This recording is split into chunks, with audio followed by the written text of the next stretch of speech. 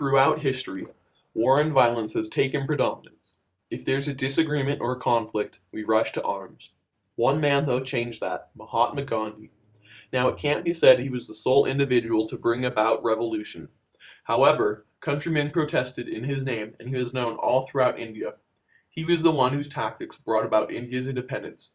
Gandhi fasted, marched, suffered, and inspired millions, all in the name of nonviolence, love, and compassion.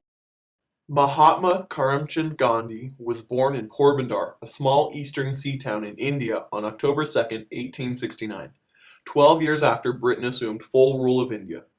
After he graduated high school, he decided he wanted to pursue a law degree in Britain. He left his country in September 1888 to sail to London. A few months earlier, his prearranged wife, Kasturbai, had given birth to a son. He arrived in London a foreigner, in a strange land who didn't eat meat and was ignorant about the workings of a city. A couple years into his schooling, he discovered the Gita, a Hindu scripture, which he claimed to be the supreme book for knowledge of truth. He also read the New Testament, giving him respect for all religions. Gandhi was called to the bar exam in 1891, and after he passed it, he sailed back to India. Back home, he struggled with his legal practice. After moving a couple of times, he found a job at a Muslim firm. Shortly after hiring him, he was sent to South Africa in the spring of 1893. While traveling by train to Pretoria, Gandhi experienced racial discrimination for the first time. Despite the fact he had a first-class ticket, he was thrown out of the train by authorities on the instigation of a white man who had entered his coach. The next day, he boarded another train and experienced further discrimination when he was told to sit on the roof. In South Africa, most Indians at the time were there to work the mines. They weren't allowed to own land, and they couldn't walk on the pavement with a white man. When Gandhi arrived in Pretoria, he arranged a public gathering of Indians in the community with the help of another Indian lawyer to discuss racial inequality. At the meeting, Gandhi burned the passes that they were given by the government and required to carry at all times, which stated their status as Indians.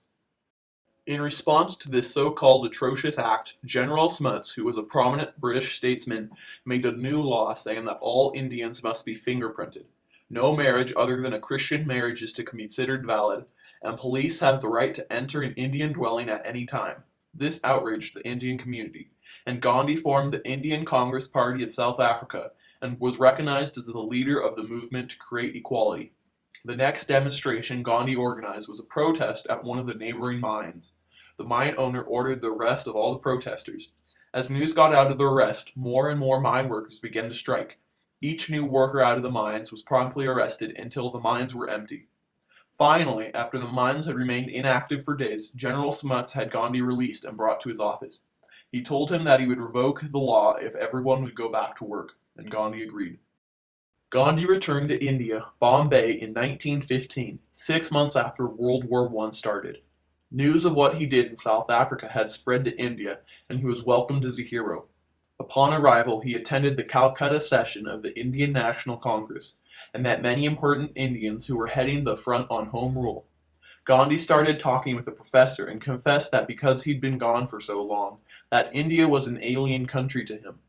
The professor said he had a job to unite India, and he should travel a while. After a year of wanderings, Gandhi settled down on a riverbank and started an ashram, a community-like monastery, by the neighboring town of Ahmedabad. His first satyagraha, a policy of passive political resistance in India, was in Champaran, 1917, a village that grew indigo at the order of their British tenants, and had to part with most of the crop for rent. What little remained would then be sold for food, but because of rival indigo farms in Britain, no one would buy what little they had. They were starving and sick. Gandhi arrived in Champaran, and the news that he had arrived to help the villagers spread like wildfire. Thousands upon thousands of peasants from Champaran and neighboring villages arrived to tell him their woes. The multitude of people alarmed the local police, and the police superintendent ordered Gandhi's arrest. Gandhi appeared in court the next day, and thousands of peasants followed him there. Overwhelmed and uncomfortable, the judge released him without bail. Later, Gandhi began to assist people. He sent for volunteers to educate those who were illiterate and ignorant in elementary hygiene. He set up health centers and schools for children. He taught them that freedom came from freedom of fear. Eventually, the government felt obliged to acknowledge Gandhi's presence and a committee was set up to inquire into the state of affairs of Champaran. The committee's report went in favor of the indentured peasants. News of his deed in Champaran spread through the country and furthered Gandhi's reputation. 2 years later, March 1919, the Rowlatt Bill, a law passed by the British, came into effect.